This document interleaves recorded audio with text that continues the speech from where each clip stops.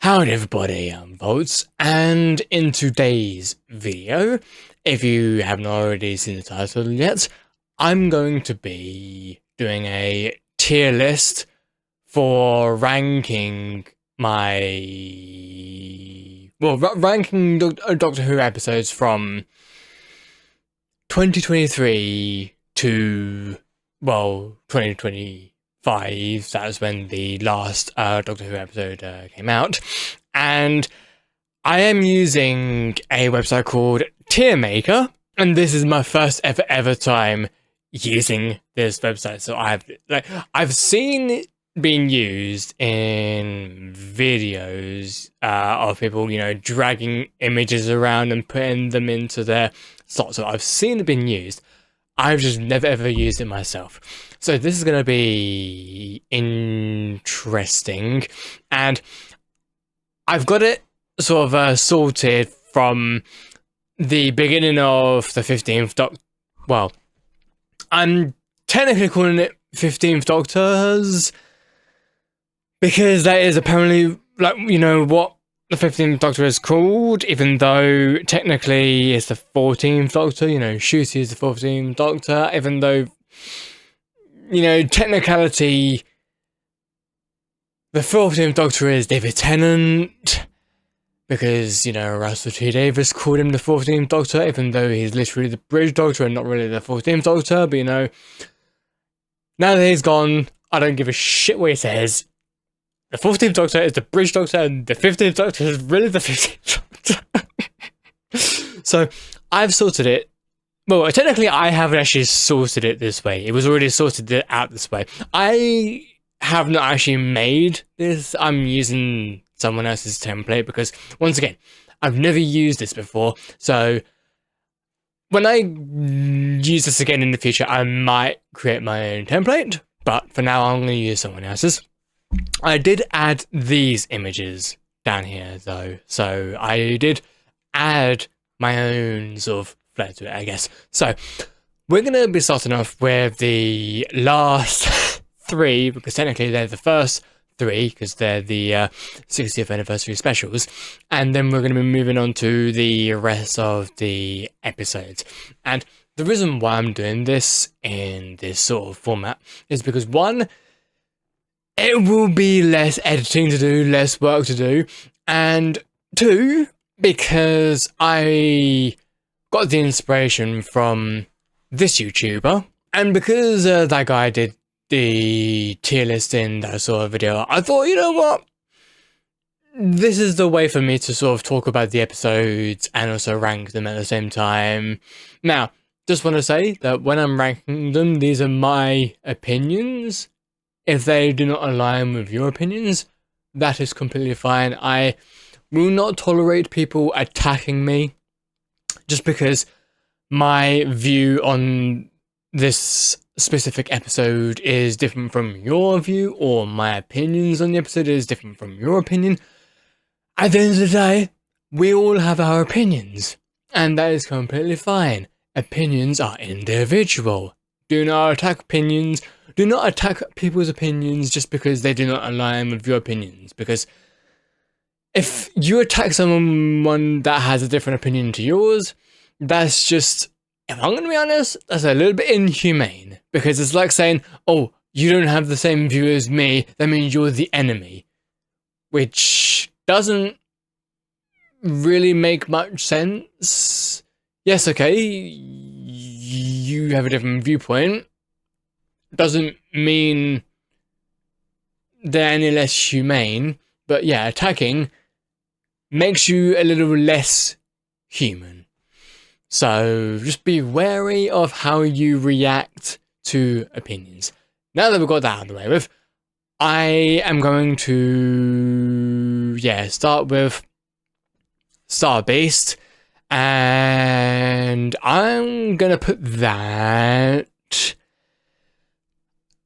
I mean, when I first watched Star Beast, I thought it was pretty good at the start, because, we got David Tennant back. As much as I love Catherine Tate, This is going to be a very controversial opinion, but I find the performances a little stilted, at least compared to how they were in 2008. I mean, I think it's mostly down to like the cinematics of the camera, maybe, and how like crisp it is compared to how less quality it was back then. Well, when I say less quality, I mean, you know, the resolution. I think it was in standard definition, so it wasn't, you know, I think it was like 720p, and now we have it in like bloody 4K, which personally I don't really give a crap about. I mean, things are perfectly fine in 1080p. I mean, things are even perfectly fine in 1440p, and I don't necessarily mind 1440p. 4K is stretching it. 8K is stretching it even more. But anyway, so I did find the performance, a little bit stilted. Not saying that I didn't like the performance, because it was still nice to see them back, but it just it had the feeling of Doctor Who what it used to be, but it also felt like it was lacking something, and I couldn't quite put my finger on what it was until Russell T Davies did the whole of, you know, his era, and, you know, how all of that ended up. So I think I can safely say that whilst I liked the Starbeats because of David Tennant coming back, unfortunately, as the 14th Doctor, even though he's technically the British Doctor, actually, okay, so it's really difficult, actually, because I want to call him the British Doctor,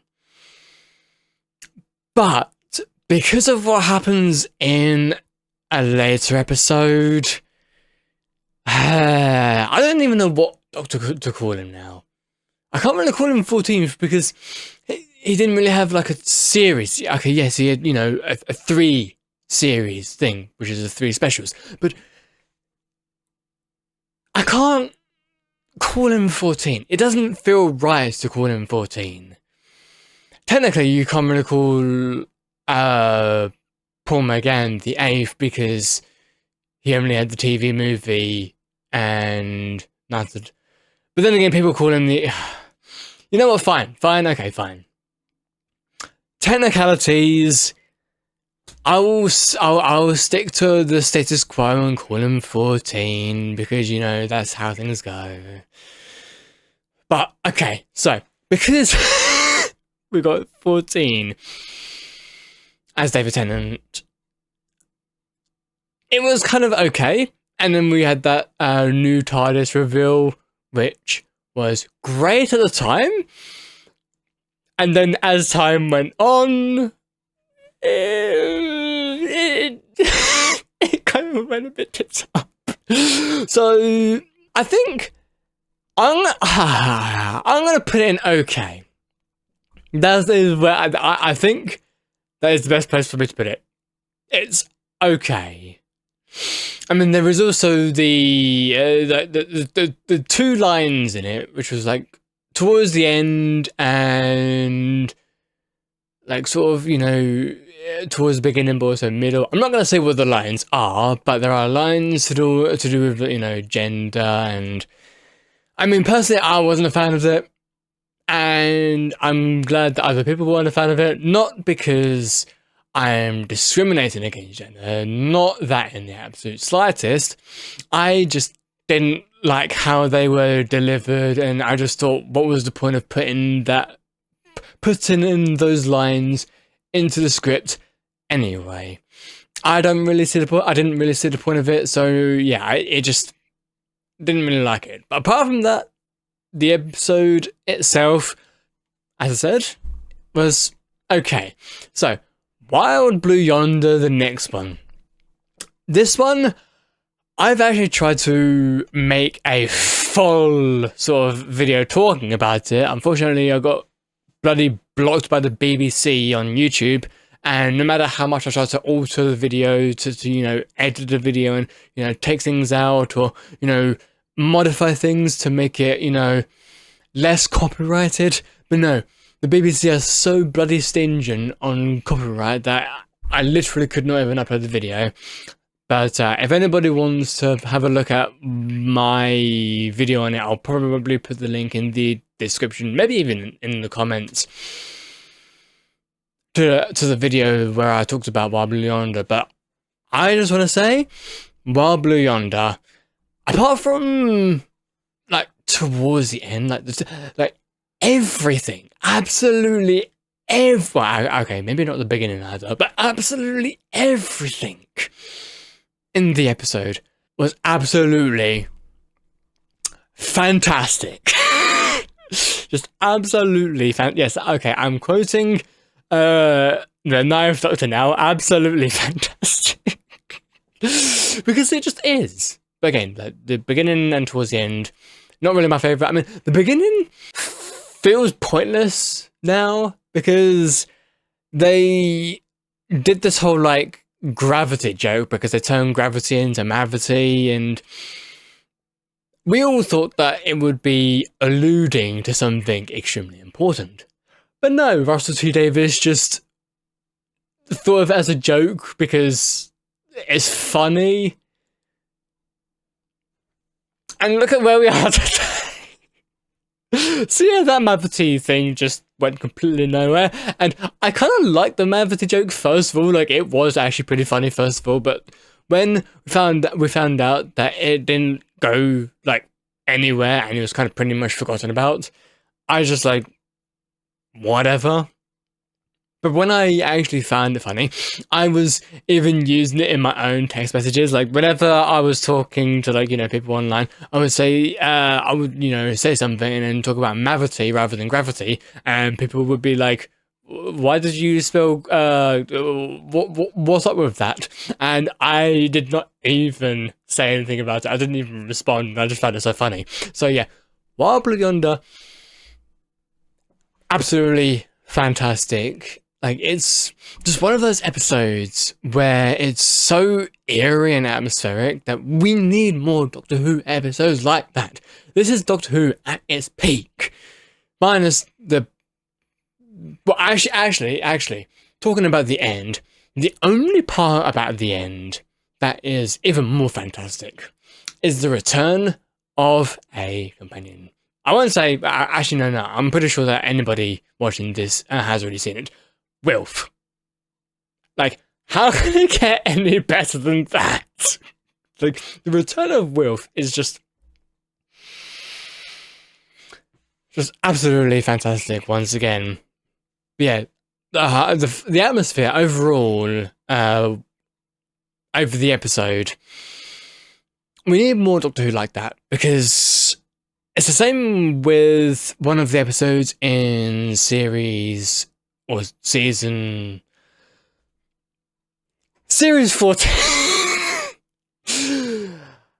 Yes, it's like it's one of the episodes in series 14 and also kind of 15 as well, where one of the episodes is so atmospheric, like it's like really, really good, and then it kind of gets botched a little bit.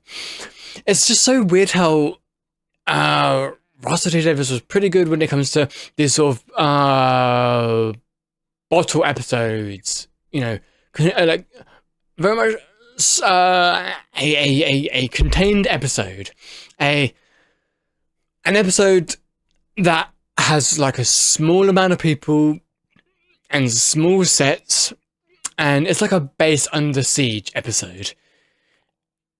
And because you're sort of like contained and trapped, it just adds to that atmosphere, and it's just great.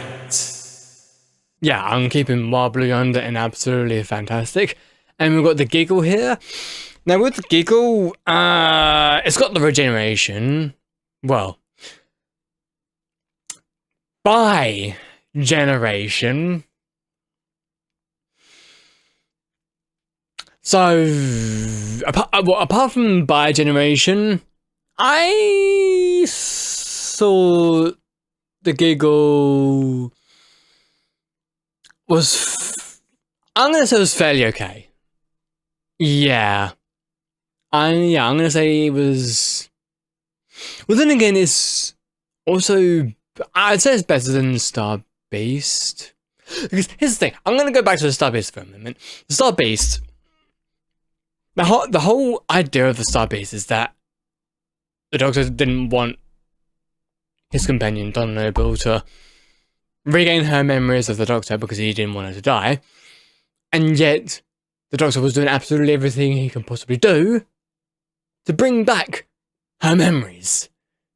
So, once again, I'm going to keep it in okay, but I do think that the giggle was better than Star Beast. So yeah, I'm going to put him pretty good. Okay, so that is the 60th anniversary specials done with. So now, it is time for Season 1, or Series 14 of Doctor Who. And starting with the Church on Ruby Road. Now with this one,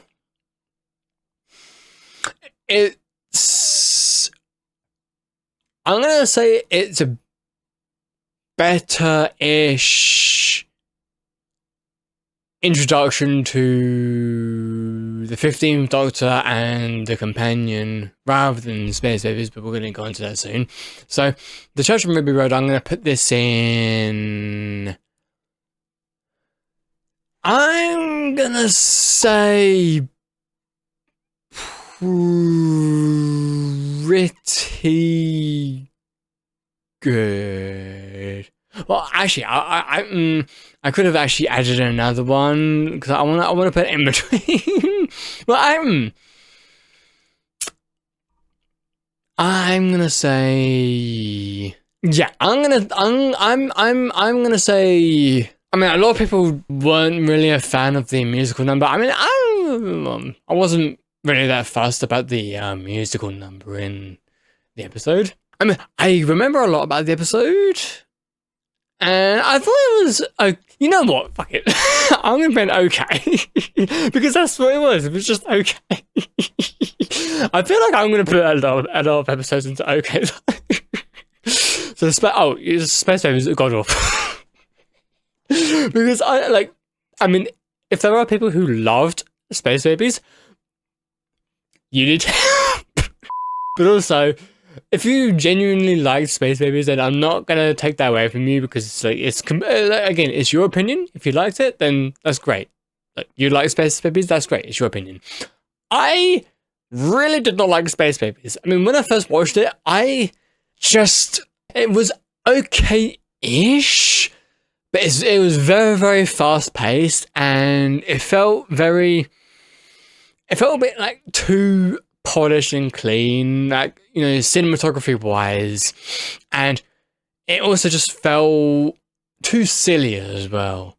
Like, it's using babies, and I mean, as much as it was pretty interesting and weird to have talking babies, in the long run, in hindsight, it was not the best decision to have talking babies. Now, I've seen people get really, really weirded out with the talking babies.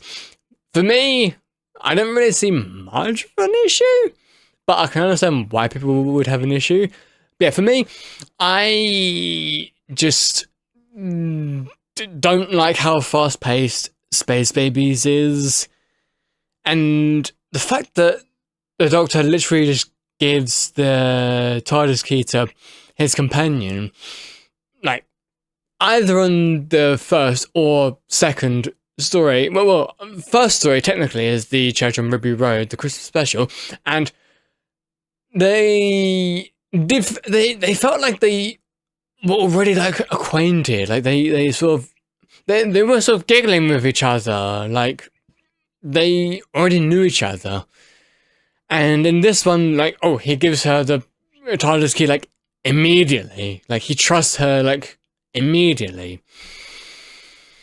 And it just, once again, it just felt so fast-paced.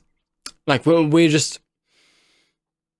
Actually, another thing with Space Babies, the big, fast exposition dump at the beginning of the video, at the beginning of the episode, of course it's for, you know, the new Disney audience, but I would argue the exposition is not needed in the slightest. And it just goes to show that Disney does not know what they're doing with, like, the audience. They just see data and they just see, like, statistics. They don't actually see what people actually want or what they think. Well, what they think people want is not actually what people want. And because when they're doing the exposition dump at the beginning of Space Babies, like, we know that it's the sake of the new audience, but when you take into account of previous pilots or previous episodes where they've actually introduced a new audience to the series, none of the exposition is there. None of it. Maybe it's like sprinkled, like tiny pieces of information here and there, but none of it is like exposited out from the Doctor to the companion. None of it. And it's just so telling that it's so obvious because it's made for the Disney audience, and it's just so annoying. But anyway, that's Space Babies, and the next one we have the Devil's Cord. I'm gonna put Devil's Cord in okay. Yeah, I'm just gonna put in okay, because, well, actually no, then again, for once I'm gonna put in not for me. Because, you know, people are going to like Devil's Cord, and, I mean, I don't really like things, like, elements in the episode, and there are elements in the episode that I do like, but for the most part, I don't really like it, but I'm not going to say it's god-awful, because there are things I like, so, yeah, I'm going to keep it in not for me. We've got Boom, and I'm going to say Boom is pretty good. Now, I know that a lot of people would put that into fantastic, and I actually know what, screw it, I'm going to put in fantastic. Just because Boom was like the first episode since probably well, because we've got a new Doctor and a new companion. It's like the first episode since the new character, the new actor, the new people, and Boom is just a great episode to watch because you've got two people who are sort of not always agreeing with the other person, and in previous episodes that's kind of what it felt like. Either the dialogue feels stilted, or there's not much arguments or conflictions or disagreements within the characters, but in Boom there so was, and it was great. The only reason why I initially put it into pretty good was because wasn't particularly a fan of the ending. I mean, it's not a bad ending. It just felt too easy, or it felt too like, oh, the power of fatherhood, the power of love, and I don't know. I mean, it's great for like messaging, I suppose. Like, it's inspiring. But when it comes to the story itself, the episode itself, it just felt cheap, in my opinion. So, but I'm going to keep it in fantastic because the overall episode is pretty good to fantastic. I mean, I want to put it in the middle. I wish there was like a sort of like a slider to say you can put it in the middle, but oh well. I'm sticking to this, whatever the case. But yeah, fantastic. So 73 yards. Half of the episode was pretty good. The other half, questionable. I think I'm going to put that into... I mean, most of it is pretty good. So yeah, I'm going to put it into pretty good. Dot and Bubble. Another freaking-tastic one. I would argue this episode is probably the best episode out of all of Russell T Davies 2, full stop. Might be a bit controversial and might be, a little bit exaggerative and extreme, but I believe this is the best episode. I mean, of course it's still in my opinion, but I believe that this is the best episode just because it's an episode that there was an intention behind it and it stuck the landing. Like, the execution was on point. And the atmosphere in it, fantastic as well. There's like a piece of like music within it where like the main character, who's not the Doctor in this one, but is Lindsay Pepperbean, I think. I can't remember, but the main character is sort of looking at the monster that's like near her, and there's like a piece of ominous music just floating by, and that just solidified how amazing this was. And what solidifies it even more is the sprinkled visual messaging of the episode, and then the reveal of the messaging at the end. And it's actually so subtle. Well, it's bordering between subtle and on the nose, but you could argue that it's more subtle than on the nose. Apart from other episodes that Russell T Davies has written, this one is kind of like messaging just done correctly, because you don't really notice it until the end. And when when it comes at the end, you're like, oh crap, that's what you meant? And the consequences of that, it's just all around great. Like, nothing else about it. It's just all around great. Now we come to Rogue. It's gonna have to be another not for me one, because I can understand why people like it, because it's that sort of like standardish Doctor Who episode. I mean, for me, I just felt like it was a generic one. Like, it wasn't like that good. It was just, I mean, when I call a Doctor Who episode standard, I don't think it's like that good. I mean, unless the character dynamics and the character interactions are interesting and like are good, then I wouldn't mind being a standard Doctor Who episode. But because for most of the time, the Doctor is actually separated from his companion and, with somebody else, and because it's a standard Doctor Who episode, I can't really say it was a great episode. But again, people have different opinions, so I'm going to say not for me. And I wasn't really a fan of the portrayed romance. And of course, I've seen comments of people saying that they really liked it, and it's not really my place to say if it's good or bad, but all I'm going to say is I didn't really buy into it, and I wasn't even sure if it was going to go further. But that's all I'm going to really say about it. So yeah. No for me. And we now go on to the last two of Series 14, which is Legend of Ruby Sunday and Empire of Death. And Legend of Ruby Sunday, I'm gonna say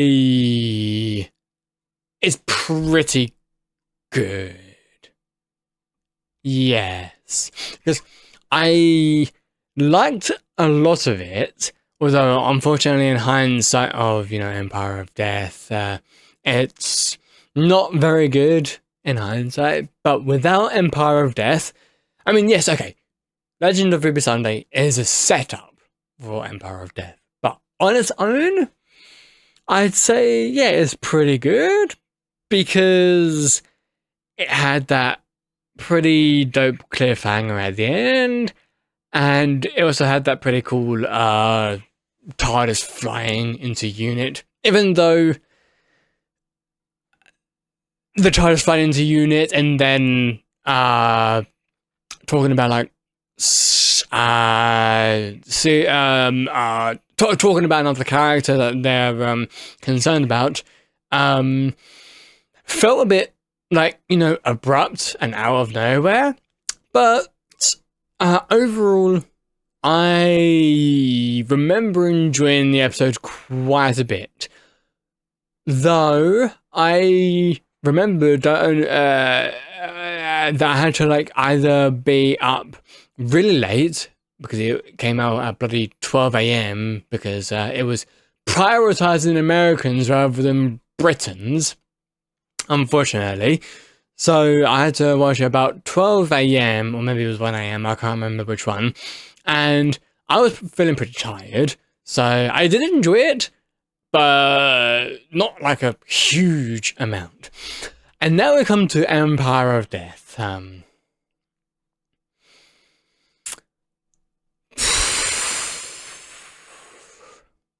I wish I made a lower one. But I mean, that is the lowest. Absolutely.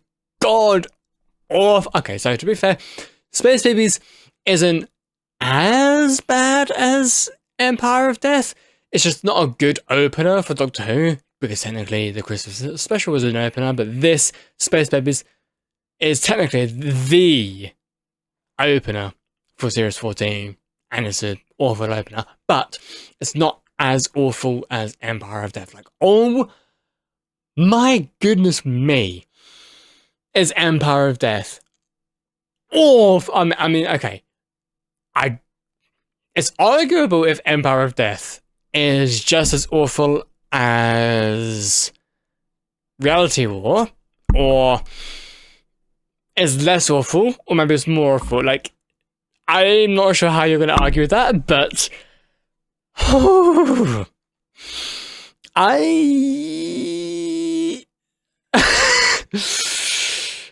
the fact that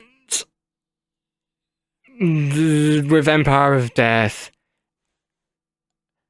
there was like no stakes in it, and the whole mystery reveal, or the reveal of the mystery, was us being gaslit,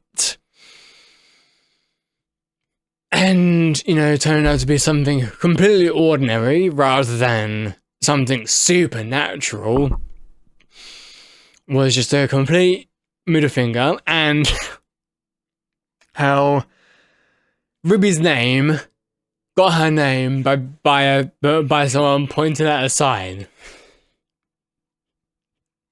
I mean, everybody knows this. Whoever's watched the episode and whoever's, seen reviews of this already knows this. Oh, holy shit. How does pointing at a sign give someone... And especially when no one else is around to see the person pointing at the sign, and the fact that the sign wasn't even there to begin with, it was added in. It's just, oh my goodness, cherry on the cake. Or icing on the cake, whatever. But oh my goodness me. I think people started checking out at that point, just because of the whole mystery box that Russell T Davies set up, and people just having less and less faith in whatever mystery box is left, and people thinking, oh, it's just going to be another completely random, ordinary person, and So yeah, Empire of Death is just not good. Joy to the World. Despite this one being written by Stephen Moffat. Oh yeah, and also Boom was written by Stephen Moffat, which is why Boom was absolutely fantastic. But Joy to the World, I'm going to say not for me. Like, I didn't mind Joy to the World per se, but it had that sort of relationship between the Doctor and Anita, which was lovely. But at the time of me watching it, I was just wondering when are we going to get more scenes of the Doctor and the other character who was teased in the literal teaser trailer for the Doctor Who Christmas special, Joy to the World. Like, Anita was not even in the trailer. Well, I mean, I think she was actually, but she wasn't prominent. So I was wondering when we was going to get more scenes with the other character, and because of that, I couldn't really enjoy the scenes with the Doctor and Anita just because of the expectation of what I saw in the trailer. So on the first watch, I wasn't really a fan of it, which sucks because I wish I had the connection to the Doctor and Anita as much as everybody else did, but I just didn't. But that's me. So that was Joy to the World, and also the ending. Not very good, but once again, yeah, not for me. The Robot Revolution. So this is now going on to Series 15, aka Season 2. The Robot Revolution, I'm gonna say pretty good. Because I remember watching it, and as much as the beginning was a bit, like, it was a bit silly and comedic, and didn't really take it too seriously, but once the new companion got to this new location, and there was like a whole sequence with the Doctor and like ninth word, I think. That was absolute cinema. Though to be fair, wasn't a huge fan of the edits being like making it completely obvious for us. I think that was just, you know, trying to appease the Disney audience. I don't know, or appeasing the audience that does not even fucking exist. But apart from that, overall the episode, I mean, it also had like an AI thing, which also was not really AI because it was actually Al. But I mean, overall it was a pretty good episode. I mean, I enjoyed it. And that's all you really need from an episode. Like, you need to be, like, I enjoyed it, and yeah, as long as I enjoy it, that's like all that matters, is my opinion. Lux, I'm gonna say that one's okay. I don't know. It's weird how I like Robot Revolution more than Lux, even though I do like Lux like quite a bit, but I don't know. I like Robot Revolution. Actually, no. Actually, no. I'm gonna switch. Thinking about it even more, Lux is a bit better than Robot Revolution, just because like Lux has that sort of like that meta, well, not really meta commentary, but it's got that that in-depth view on like filming and, you know, cinematography and like animation as well. So yeah, I definitely like Lux a bit more than, but then actually no, I'm gonna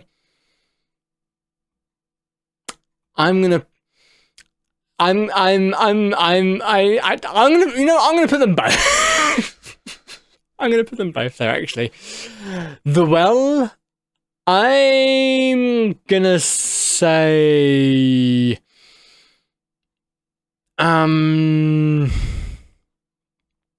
pretty good as well. Because whilst I mean I love the premise. It's like a planet, and it's very, very eerie and atmospheric, and you got something that is resembling something that the Doctor has dealt with before.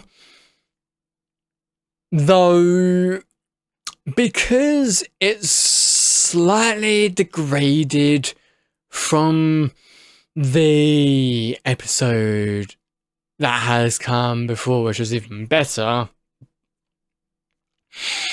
that's why I'm not putting it in fantastic, because whilst I really do like the episode, it does sort of depend on the likeliness of a previous episode from 2008. And so yeah, I'm gonna leave it in pretty good. Lucky Day, I'm gonna say okay, because it's good at evoking or invoking. I think it's evoking, possibly evoking a reaction out of you, be it like emotional, angry toward like a certain character in it, but it also just, I don't know, it doesn't really make much sense, like story-wise or character-wise. So if it actually made more sense, then I probably would have put it into pretty good. But because it doesn't, I'm gonna leave it in okay. And plus, actually maybe not. Maybe I'll put it into not for me, because I mean there are things I liked about the episode, like especially Kate Lethbridge Stewart going all dark side, but other elements, yeah, just was not really a fan of it. Story and the engine, I'm immediately putting that into not for me, because I know for a fact that so many people like this episode. Like, it's probably one of the most liked episodes of Series 15/Series 2. And I can understand why. But when I first watched it, I almost fell asleep. Well, okay, no, that's not true. I dozed off because there was so much talking. And it's not that I don't like talking, because, you know, I do like talking. Because, I mean, I've watched the classic series, and the classic series has mostly talking in it. But because of the way the characters were talking in this episode, it's very, like, poetic and very, like, storytelling wise. But I just find it funny how they're talking about storytelling, and yet the storytelling of the actual episode kind of fell flat for me. I can understand why people liked it. I just wasn't for me. Now, the Interstellar Song Contest. I'm gonna say it's okay, because there were elements of it that I liked, like, well, I think actually maybe there was like two elements that I liked. Like, one of the elements was everybody being sucked out into space, and you get that really, like, that cinematic shots, which was absolutely dark. And then you get Susan appearing.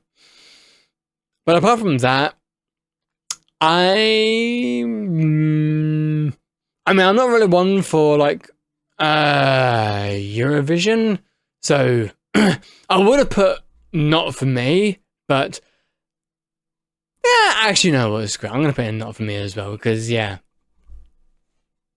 some people might like it, but I wasn't really a fan of it. Wish World, I thought it's okay.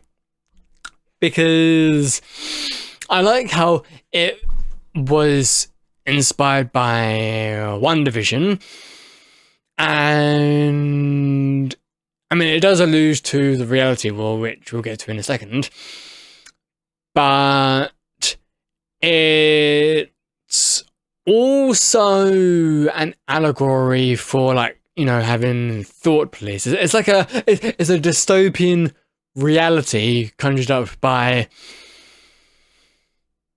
a previous character from a previous episode, and I liked it, but towards the end I was like, nah. Especially as they were bringing back another character from Classic Who, and yeah, by this point I was like, okay, cool, I guess. And now here we go for the reality war. I feel like everybody knows where I'm going to put this. Absolutely fantastic. No. Absolutely god awful. Because not only does a Classic Who character come back, but it comes back as something that looks completely different. And I mean, a character from Classic Who that's already come back, but they came back in the Interstellar Song Contest, and yet that character got eaten up by the other character, and then the whole episode was just a complete mess anyway. And then, you know, regeneration happened, and now look where we are. So yeah, and oh my goodness me, I'm glad that Russell T Davies is gone from Doctor Who now, and that is being put out to tender. Not cancellation, but it's gonna come back, but I mean, hopefully it does come back, you know, even better. But in order for it to come back even better, it needs to just have better writing and not focus so much on, like, CGI. Just have better writing and just, you know, be good. Just be good overall. Like you look at Dot and Bubble. Look at Boom. I mean, the ending is a bit wibbly wobbly, but Boom, fantastic. Wobbly Under, fantastic. Boom, fantastic. Dot and Bubble, absolutely fantastic. Like, you just have good episodes. I mean, even look at 73 Yards. That was a good episode. Not really counting the latter part of the episode, but overall it was a very, very, very good episode. But yeah, just have, like, good writing and make everything feel believable. Because I miss when you have, like, a film or, like, TV where it feels stilted, it feels like there's, like, just something off with it, and it feels very just lacking in quality. Like, you can tell what feels real, believable, and you can sort of invest in it. And you can also tell when something just feels off and stilted. You can literally just tell. And I feel like when you're doing it half-assed or you don't really care about it, people can tell in the final result, I think. But when you're really, really, really passionate about the project, people can tell because you're really, really putting your all into it. I mean, when it comes to, like, say, for example, the Peter Capaldi era, that was scrutinized because of the writing, but Peter Capaldi nailed it with his performance and acting. Like, he absolutely nailed it. Like, the writing may not have been as great in areas, but yeah, the performance, fantastic. So all you need is just a great combination of both, and then you've got something absolutely solid, and you welcome people back, because people are not checking out because, oh, woke this, woke that. No, people are checking out because you are just taking too much time just telling people how to think and telling people this is how it's meant to be, that's how it's meant to be, rather than giving a story and, you know, having characters question each other, having conflict of like interest or morality, like having actual conversations, discussions, and, you know, risk having arguments and even risk having debates. Like, that is why we watch it, because that's what makes it dramatic. It's conflict of interest and conflict of morality. And it makes the characters so much more interesting when either characters question their morality, their actions, their consequences. Like, it makes it so much more interesting. I mean, look at the Doctor Who episode Kill the Moon. Like, there's one part in that episode that I absolutely bloody love, which is Clara confronting the Doctor about this issue that they're having. And, I mean, the rest of the episode is a bit questionable, and even the end is even more questionable. I personally don't really mind the end, though people can find it a bit too stupid and silly, which is fair enough. But when Clara and the Doctor are in the TARDIS arguing, that is absolutely stellar. Absolutely stellar. And just, I mean, obviously you don't want to have that all the time, because then it makes you question if they will ever actually become, like, friends, or if they'll be able to connect at all. So don't do it forever and ever and ever. No, just have a nice balance of conflictions and dramatic questioning of each other's decisions and thought processes, and hopefully you'll be able to sort of connect and move with your life and adventure in that way. I can't believe I'm actually having to speak about this. I should not need to say all of this. This should be bloody obvious in the writing process. Like, I don't understand how has it gotten to the stage where we are pointing out how bad Doctor Who has gotten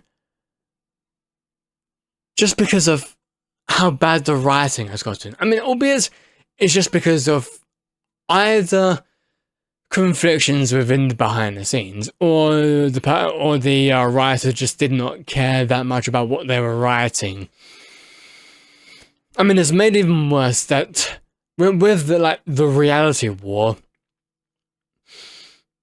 we were literally gaslit about the companion's character, and the writer even assassinated the companion's character, which is absolutely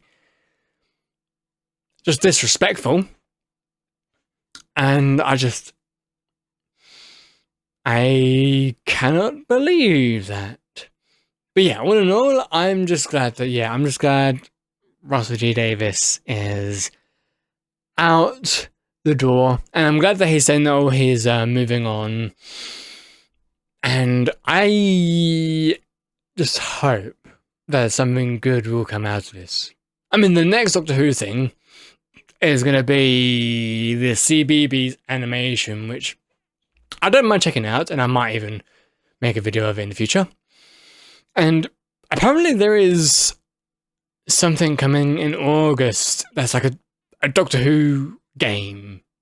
I don't know how credible this information is, but I saw like a news article from, I think, Screen Rant, so I don't know how credible it is. I don't know how accurate it is. But there is a developer or publisher called Eastside Games who apparently is going to be releasing a game somewhere in August. I think it's the 6th of August, if I remember correctly. A either it's a Doctor Who game or it's a game inspired by Doctor Who that's got like Doctor Who adjacent characters that are going to be appearing in the game.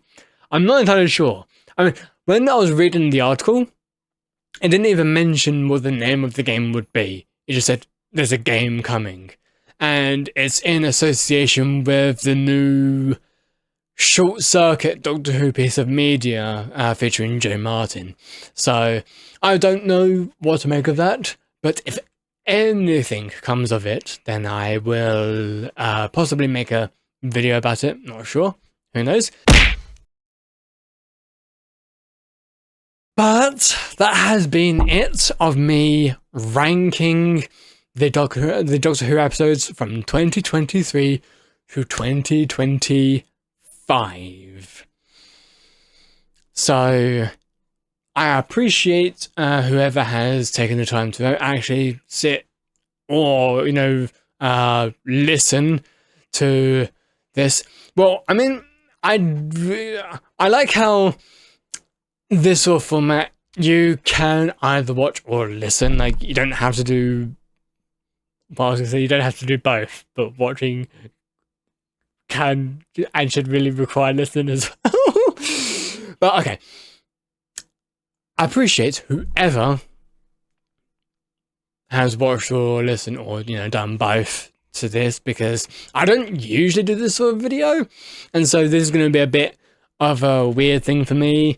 And I hope it goes okay. And I just wanted to sort of make a video about Doctor Who that doesn't really require much or like any editing. And maybe that might seem like, I don't know, lazy, but I when I made that recent Doctor Who video with Kate Stewart in the thumbnail, I also find that thumbnail funny because it's kind of how I thought about it. Doctor Who. And I took so long with that video because God. I took so long with that video just because I had written something.